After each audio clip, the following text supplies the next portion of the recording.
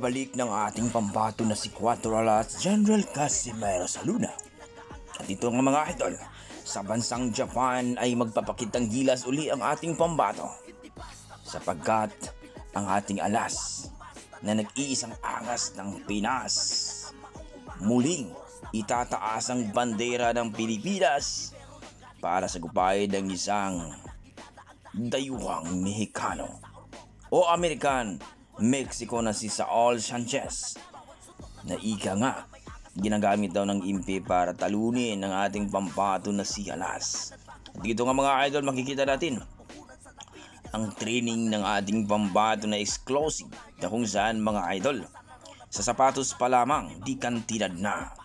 Alam natin mga idol na ang ating pambato ay maraming sponsor at talaga namang binigyan ng halaga ng kanyang promoter na si Masayuki Ito. Ang promoter na Hapon na kung saan mga idol umaangat talaga ang kapirahan ng ating pambato na si Alas o ang kanyang team. At dito nga mga idol, ayon sa ating mga pinagkakatiwalaang source na itong si Cuatro Alas Casimero, may bonus pala ito kay Masayuki Ito. Malaki daw ito mga idol kapag manalo ito kay Saul Sanchez, na kumbaga mga idol, ang laban na ito ay road to Naoya Inoue, kaya huwag daw sayagin ni Cuatro Alas Casimero ang pagkakataon na binigay ng mga Hapon.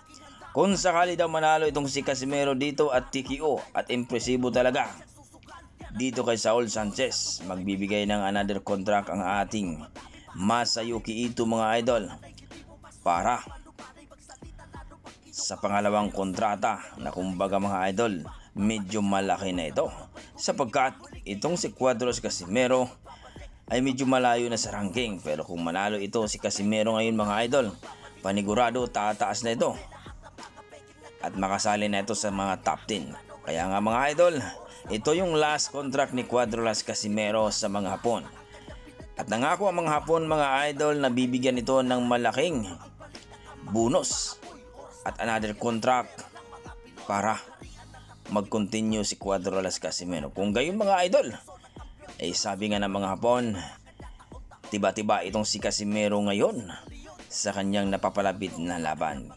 Ganun pa man mga idol, asahan natin ng training ni Cuatro Alas Casimero. 6 days na lang mga idol at makikita natin sa Luna si Cuatro Alas Casimero. Kaya mga idol, abangan natin ang pagbabalik sa Luna ni Cuatro Alas Casimero. Kung isa ka sa mga excited mga idol, magkomento dito, magbigay ng opinion kung ikaw ba ay excited na manalo at TKO ang makalaban ni Cuatro Alas Casimero na alaga ng MP.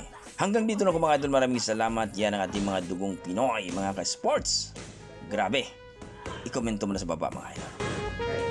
Ano na ang pagbabalik ni Cuatro Alas